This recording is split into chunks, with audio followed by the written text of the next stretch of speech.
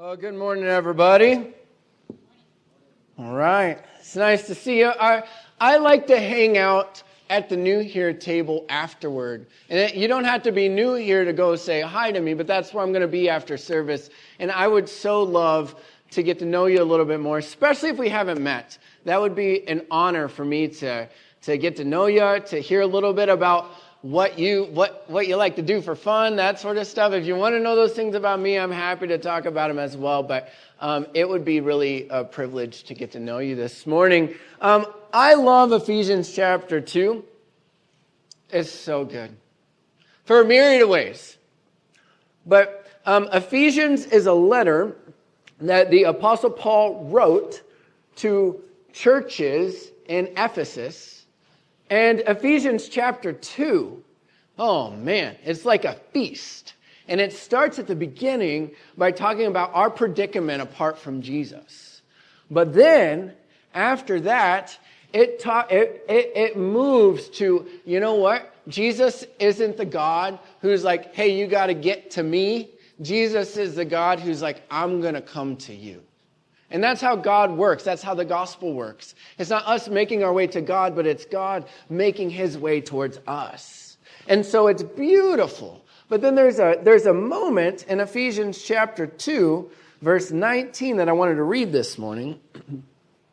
And so Ephesians 2:19, the Apostle Paul writes, consequently, you are no longer foreigners and strangers, but fellow citizens with God's people, and also members of his household.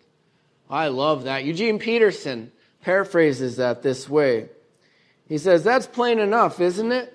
You're no longer wandering exiles.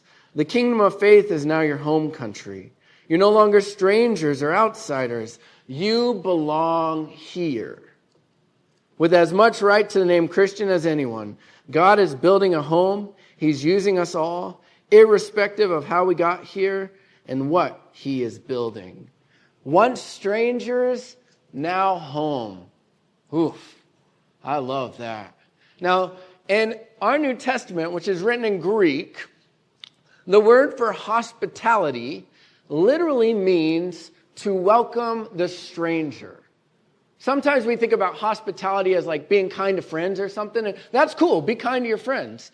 But hospitality, the concept, the idea, literally at its core means to welcome the stranger. And I love this passage because this passage, I also love hearing the kids have a good time up there. But this passage is literally talking about the hospitality of God towards us. It says, you were strangers, and now you're a part of God's household. You were strangers, and now you're home.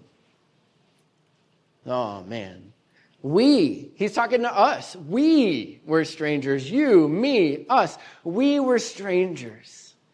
And Jesus has welcomed us. Jesus has come to us. He's welcomed us. He's taken every barrier. He's done away with everything that comes in between us and our relationship with God. He had all of that. He took it upon himself on the cross. He buried it in the grave. He rose out of the grave. And now, for those, when we place our faith in Jesus, nothing stands in between us and God. We were strangers to God. Because of Jesus, we're home. Beautiful. Beautiful. So we're kicking off a new series this week. A little 3-week mini-series before Holy Week, before Palm Sunday, and then Good Friday, and then Easter coming up. And this is a series called Hospitality, Making It Feel Like Home. We just wrapped up a series, if you're new to the front, we just wrapped up a series on spiritual rhythms. And we talked about different kind of practices that you can incorporate into your everyday life. We talked about everyday life being able to be offered as an act of worship to God. We talked about Bible reading and prayer and fasting and confession and repentance. We talked about missions. We talked about a lot of these things. But sometimes when we think about spiritual rhythms or spiritual practices, we don't usually think about hospitality as a spiritual rhythm or a spiritual practice. We don't usually associate it with a spiritual rhythm. Why a series? Why are we going to spend together 3 weeks on the concept of hospitality? Well, one, We're going to do it for your spiritual growth. We want you to grow. And hospitality and practicing hospitality is one way to grow in your relationship with God. We want you to become hospitable people. We're thinking about our neighbors and their spiritual well-being. So that's another reason we're going to do a series on hospitality. You guys, we're going to do a series on hospitality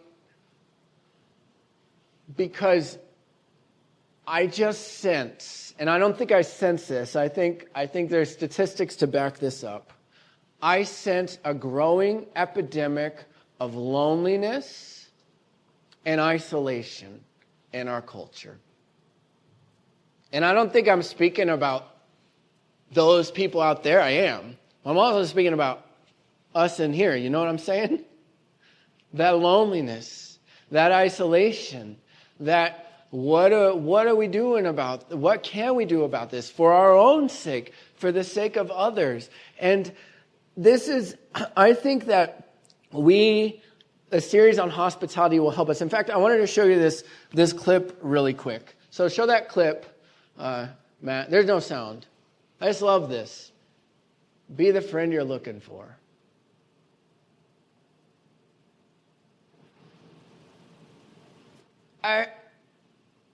I know it's really simple, but it's really profound too, isn't it? Because we're dealing with loneliness and isolation, and there's something to the practice of hospitality that can be a cure-all or a help for us and a help for others. The other thing that I've just been convinced of in my time with the Lord recently as I've been praying and seeking Him is that the antidote for the problem of loneliness and isolation in our culture is the gospel of Jesus Christ. It's like there's nothing that frees us more to bring our honest selves before God than knowing we don't have to impress Him because He's come to us. There's nothing that frees us more to bring our authentic selves before others than knowing, oh, not only did we need Jesus to come for us, we need it and we will need it.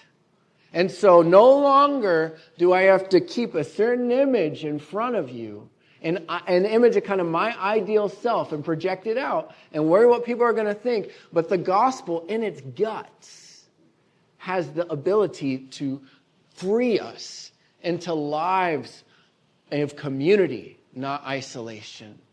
Lives of friendship, not loneliness. It's the antidote. It's what Paul is getting at when he says, you were once foreigners and strangers, but now you're members of the household of God. And this is then how God's hospitality is supposed to work. God's hospitality, we realize God's hospitality towards us, and then we're not, I say this all the time, we're not a reservoir of blessing or a reservoir of hospitality. We're not just supposed to receive the hospitality of God. We are a river, supposed to go in us and through us, out to the world around us. So then I just kept returning to this phrase of like, making it feel like home. Isn't that what hospitality is in its essence? Is making it feel like home. You guys, when I go to someone's house and they say, make yourselves at home, I take them up on it. And I'm aware this is not how everyone navigates the world. This probably get me in trouble sometimes. But if they say that, I live in their house as I expect them to live in my house. And if you come to my house and I say make yourselves at home, I mean open the pantry and grab what you want. Open the fridge and grab what you want. If you see it and you want it, take it, eat it, drink it, make yourselves at home. And I expect people to explore the cabinets. I expect them, and so I realize not everybody rolls like this, but this is how I roll. If I'm ever in your house and you say that to me, watch me work. Okay? But when you're home, there's a sense of comfort that comes from being at home. There should be. I do want to recognize that some of you are from home where it's like a PTSD reaction. You want anything but home, or you want home, but it's not the home you grew up in, right? I'm sorry about that. I'm sorry about that. But even you are familiar with places where you have felt at home. Making it feel like home. So, and this is hospitality in its very real sense. So, at the front, we do something a little different. We have like Bibles on the sides of the road. So if you're on the side of the road, grab a stack of Bibles, pass it down so that everyone has a Bible. And we're actually going to open up to Romans chapter 12. That's page 920. And so grab a Bible, open up to page 920. Romans is a letter that the Apostle Paul wrote to groups of churches in Rome. If you read the very end of Romans 16, you'll read about different households. And the reason he lists households is because the church didn't all meet together like we think of church. They met in different people's homes. And so he's addressing this church here, and this church here, and this church here, and this church here. Also, cool little fact, he trusts Phoebe in Romans 16 with being the deliverer of the letter of Romans to the churches in Rome. Now, I don't know about you, but if in the first century, when this letter would have cost me $3,000 to write because you don't have the postal service and ink doesn't come from pens that you can just pull out of your pantry, and paper is scarce. And so if you're like me, you don't just hand that to anybody. You hand that to someone that's going to get it there. And you don't hand it to anybody. You hand it to someone who will be able to explain its contents to the people that it's being read to. And Phoebe, who was a deacon in the church at Cenchrea, this is Romans 16, she is the one that Paul trusts with his most densely theological letter. Pretty cool. But here we go. Written to groups of churches in Rome in the first century, in Romans chapter 12. I'm going to read the first two verses. I'm going to tell you a little bit about it, and then I'm going to read a couple more verses. Okay, Romans chapter 12 says, "Therefore, I urge you, brothers and sisters, in view of God's mercy, to offer your bodies," that's plural, your bodies, "as a living sacrifice."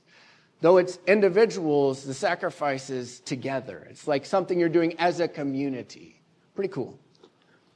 "Holy and pleasing to God, this is your true and proper worship. Don't conform to the pattern of this world, but be transformed by the renewing of your mind, and you'll be able to test and approve what God's will is, his good, pleasing, and perfect will." You know what the pattern of their world was? The Roman world had a pretty strict hierarchy, and it was pretty tough to ascend the ladder in social status. But when you ascended, you dare not descend it.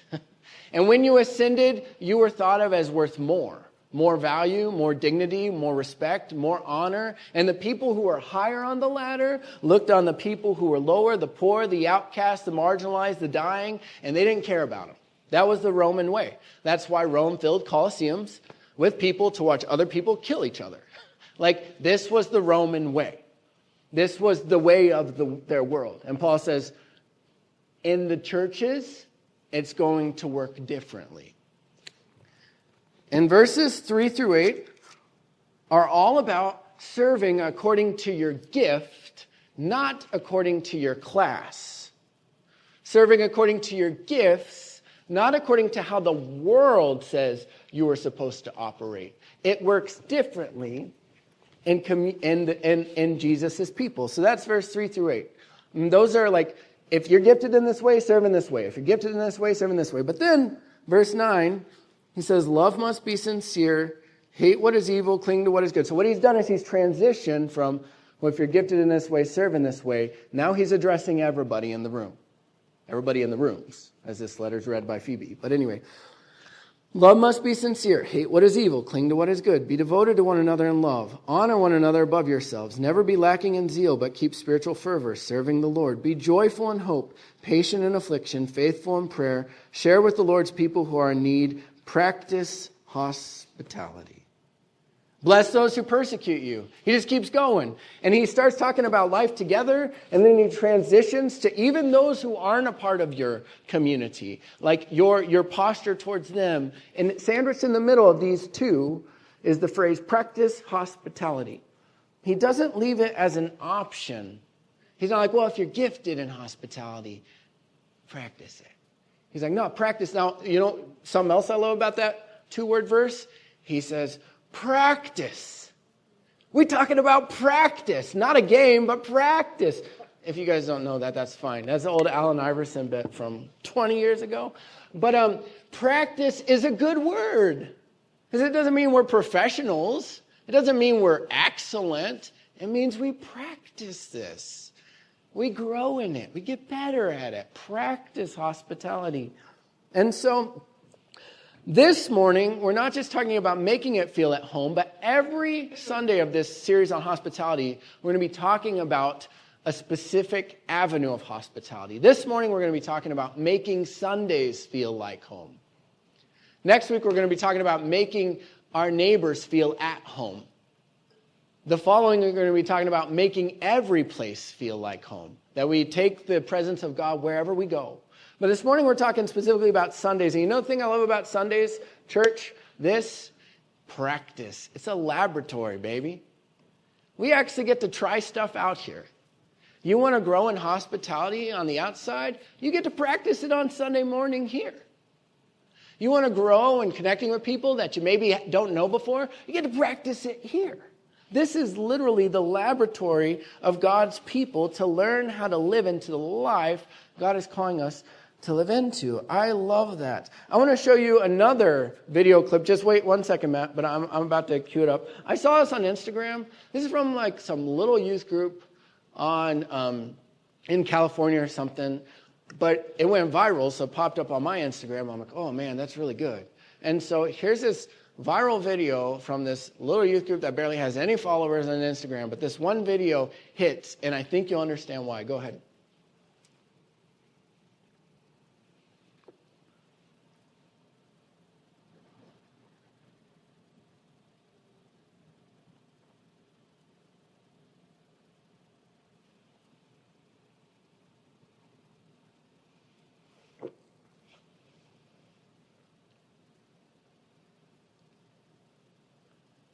I mean, it's simple, but profound, right? 2 scenarios.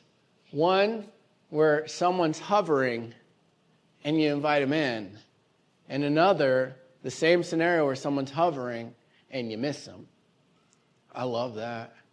I was like, man, that's some youth group. Like, props to that youth pastor for inviting his youth to see the world in this way and to see what they can do at youth group, and hopefully for us, what we can do on Sundays in a new way. You guys know what it's like to hover, right? I mean, I remember attending my first happy hour in my co-working space, and I probably shared this story before, but I work from a co-working space in Lehigh, and I work from there because I like the idea of getting to know a bunch of other people, even though I don't have a lot of co-workers myself. We have a small staff team at the front. And so I work from there. In my first happy hour, I'm just kind of hovering, right? Hoping, will someone please talk to me? You know, like, and then I recognize, oh, like these people already know each other, and these people already work together. And I'm like, where is my in? And I had to do the work in that moment to slide in. I hope to God that's not how it works at the front church. I hope our guests don't have to do the work of sliding in. I hope we can see the hoverers. Because we know what it's like to hover.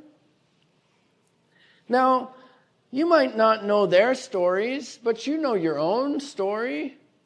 You might not know why they are here, why they came, why they showed up, why they've been coming, but you know why you came.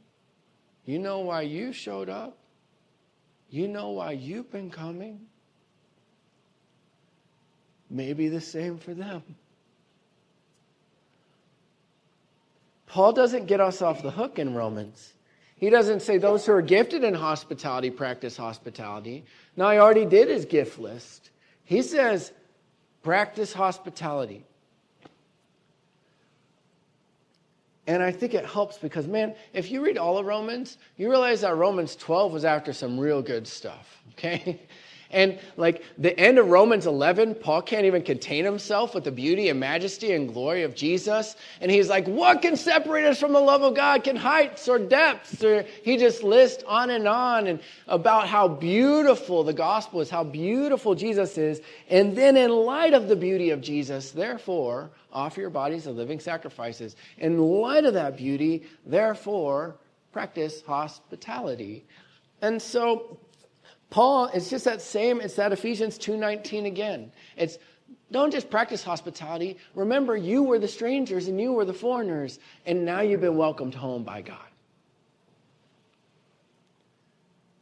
You know, I find a good exercise when we think about Sundays being a laboratory for hospitality and making Sundays feel like home. I find it to be a good exercise to kind of think through, again, what it was like to show up on a Sunday at church for the first time from the drive-in.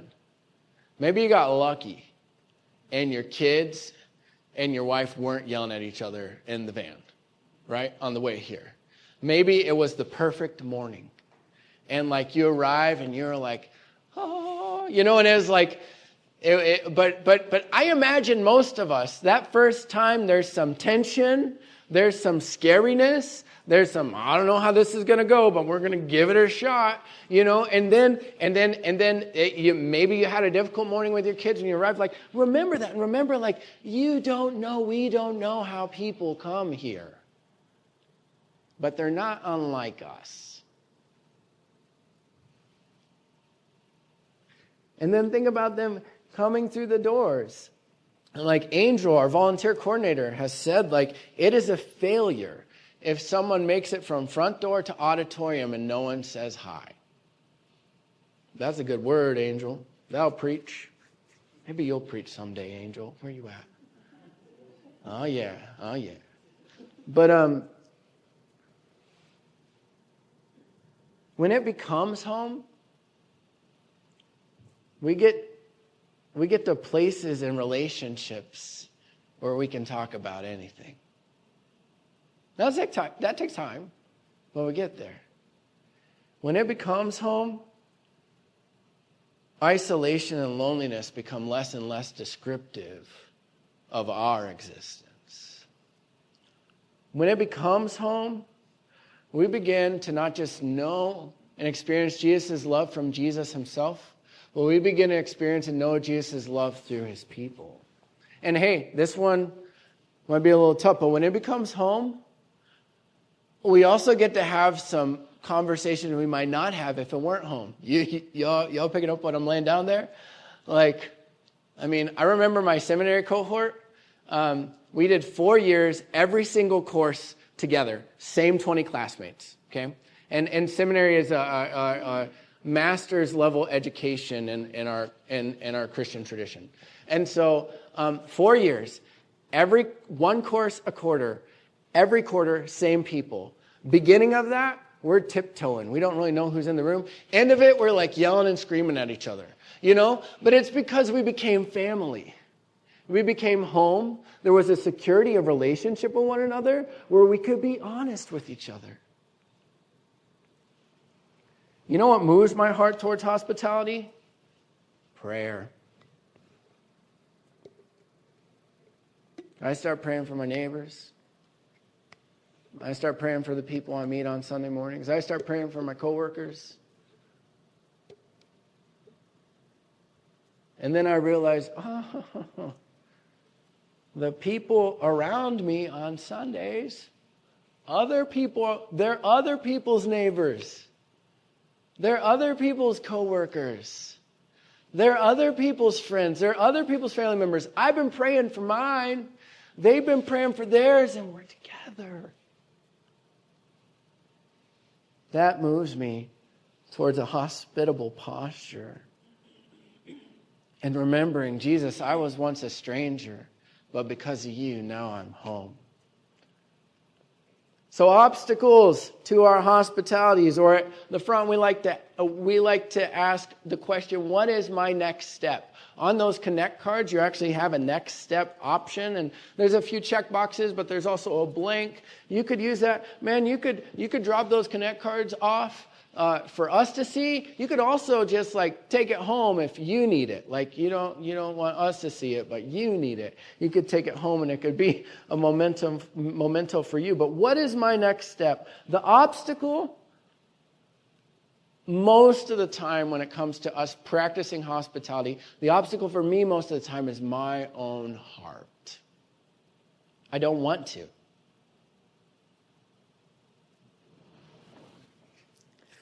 And this is why I think the next step to I don't want you is to begin with prayer.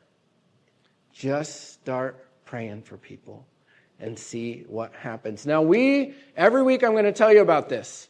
There's an app for that. The Bless app. Go to the next slide so it's bigger font. BlessEveryHome.com. You guys should use it. Pull it up on your phone. BlessEveryHome.com. It will give you a link to the app, and check it out. This is what the app does. The app tells you the names of the 40 neighbors around you. A little creepy, but it's like a phone book. It's like a phone book, right? We used to have these things where we could look people up and see their address, and now we don't really have that anymore. The app grabs this information that everyone can have, and it tells you about your 40 neighbors by whoever usually owns the house of around you. And then every day it gives you the names of 5 neighbors that you can pray for. So it doesn't give you all 40 every day, but it just gives you 5. And you can just begin to pray for your neighbors. You might not even know your neighbors, but you can start to pray for your neighbors. You guys, I have lived in my neighborhood almost 6 years. I am embarrassed that the neighbor across the street, and I know I've told you guys about these guys too. There was a set of neighbors across the street. I'm like, I can't ask for their name again. I have forgotten, and I can't ask for their name again. Thank you, Lord. The Bless app told me their names. I know them now. Hey guys, but honestly, what is this? This is an opportunity to help us be a good neighbor, but it's also a practical way to begin to pray. And when you pray for your neighbors, literally the people who live next door to you, know that the folks who come here on Sunday mornings are other people's neighbors. And so as you pray for your neighbors out there, remember that people are praying for their neighbors who have come here. And we have a chance to practice hospitality. I'm not kidding. I started using this app. A couple days later, I got a neighbor who came to my house. He's around my dinner table. Matt Tang was there because we were hanging that night. And Matt Tang and me and my neighbor are talking. And I just thought we were going to be hanging out, just chilling a little bit. A little small talk, and all of a sudden, we're talking about all the things. And when I mean all the things, I mean the religious things. I mean all the questions, all the big questions, like a good God and suffering and hell and all this. We're talking about all the things. And I kid you not, I just started praying for this guy regularly a few days before because of the app. I start praying for something, boom. I'm not saying that's how it's going to work for you, and I don't want that to freak you out either. I'm asking you to begin with prayer. Don't feel like you got to have all the correct answers and all the things figured out, because you don't. You don't. But I was like, oh yeah, I started praying for this guy, and now he's around my dining room table, and we're talking about things that I'm not sure. Maybe we would have talked about anyways. But there's a mystery to our relationship with God and how prayer works. Pray. Begin with prayer. Next obstacle for Sundays as hospitality. I don't know what to say. This is going to be awkward. Next step for this. Risk conversation and embrace awkward. It's awkward for everybody. Talking to someone new is awkward. Period. Just embrace it. Here's some questions that can cue you up. Hi, what's your name? That was pretty good. Are you from Utah? I like that one. We live in this neighborhood that's both transient and not, and so that's a fun way to get people's stories. If you see kids, hey, how many kids you got? If I see someone with kids, and I know their kids went to Kid Front on a Sunday morning, I'm like, I see their kids, I get down on the kids level, and I'm like, how was Kid Front? Did you have a good time? And then I get up here and ask about their kids, and ask about where they go to school and their ages and stuff. What do you do for work? That's a good question. What do you do for fun? That's a good question. Just like questions that try and open things up and embrace the awkward. Risk conversation and embrace the awkward. Don't make people hover. We were hovering and Jesus embraced us. Another obstacle for the front. This one's kind of a practical one. Our welcome team is lean. We don't actually have that many people on our hospitality team. We're doing a series on hospitality. Maybe this is your shot. I know the hospitality team started to salivate just now. I didn't even tell them I was going to do this. They're like, yes, please, more people. Listen, maybe you would be a prime candidate to be at the front door welcoming people, making some coffee and setting out treats for people when service is over. Maybe like standing by the door and welcoming people. Maybe that would be prime for you. Man, just use your Connect card, click volunteering or whatever, fill in the blank and say hospitality team and let us know. We'd love to plug you in. But here's what my friend David says to his church, Neighborhood Church. And we're doing Good Friday service with Neighborhood Church on Good Friday. David's church is a little smaller than ours. And so they don't actually have a hospitality team. So you know what he tells all his volunteers every Sunday morning? He says, you are the hospitality team. And so I'd also say that to you. You are the team. You're the team. It's not those who, yes, it's true. The Lord has maybe gifted people in a certain way, but Paul doesn't let you off the hook. This is a practice all of Jesus' people are invited into, and Sundays are the laboratory to practice and become hospitable people. So the next week we're going to be talking about to our neighbors. The following week we're talking about every place and anywhere we go and interact with. Don't just hang up the phone here.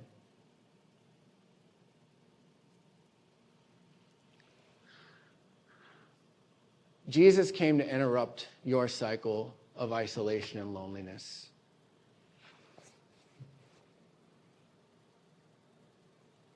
He came to welcome strangers into the household of God.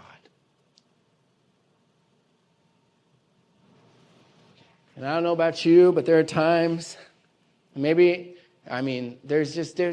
all sorts of stories and faith traditions and everything represented in this room, all sorts of backgrounds, all sorts of stories online from people watching too. I don't know about you, but I do know I talk to friends often who almost feel like, and the things they're struggling with most, and the parts of their selves they're most reluctant to share, they almost feel like they can't even go to God with them. The guts of the gospel is that he didn't wait for you to come to him. He's come for you. And the guts of the gospel free us to be a home for one another where isolation and where loneliness don't get to speak the last word over us. And so I invite you to consider Jesus' radical hospitality towards you. And as we view Jesus as the beautiful, hospitable Savior that he is, it will begin to form in us a hospitable heart. As we realize he didn't let us hover. He jumped right in and said, I got you. Let's pray. Jesus, we thank you for the type of God you are.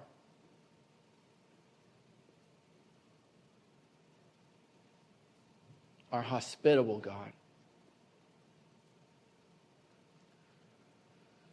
Oh, while we were strangers and foreigners, you came and welcomed us into the household of God.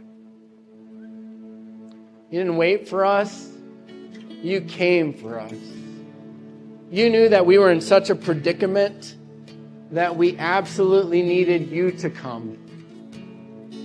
You came to take every barrier, everything that stands in the way of our relationship with you onto yourself on the cross, bury it in the grave, and raise to new life so that we can have that new life with you. And Jesus, I pray that you would open our hearts, that we would receive your new life. Well, I don't deserve it, Jesus. No, but he's come for you anyway. Well, I got too much I need to clean up, Pastor Nate. No, he's come for you anyway. Oh, but God could never love me after I did this. No, he's come for you anyway. Jesus, would we let your cross take care of the barriers? And would we run to you, our loving and hospitable God? In your name.